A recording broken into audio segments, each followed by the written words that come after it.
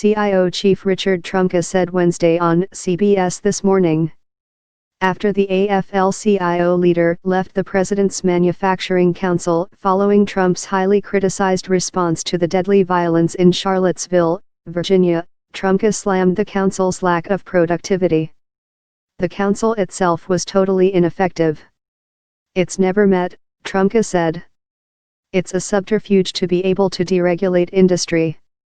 Trump disbanded the council Wednesday afternoon following the resignations of several business leaders, writing on Twitter, rather than putting pressure on the business people of the Manufacturing Council and Strategy and Policy Forum, I am ending both.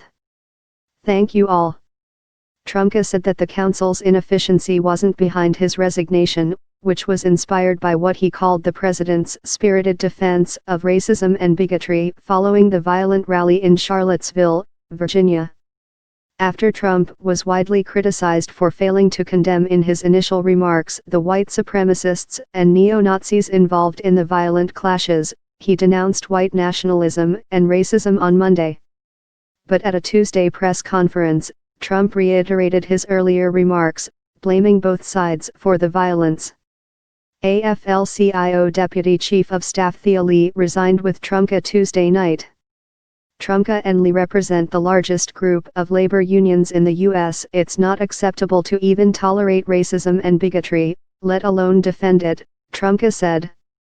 Before Trump disbanded the Manufacturing Council, at least 6 other business leaders had left Trump's council over the past few days. Merck CEO Kenneth Frazier, Under Armour CEO Kevin Plank, Intel CEO Brian Krzanich, Scott Paul, President of the Alliance for American Manufacturing, 3M CEO Inga Thulin and Campbell Soup Company CEO Denise Morrison all quit the council after Trump made his remarks about Charlottesville.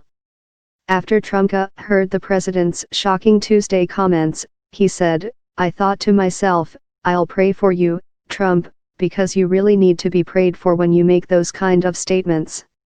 Earlier Tuesday, Trump had lashed out on Twitter at the leaders who had left the council. For every CEO that drops out of the Manufacturing Council, I have many to take their place.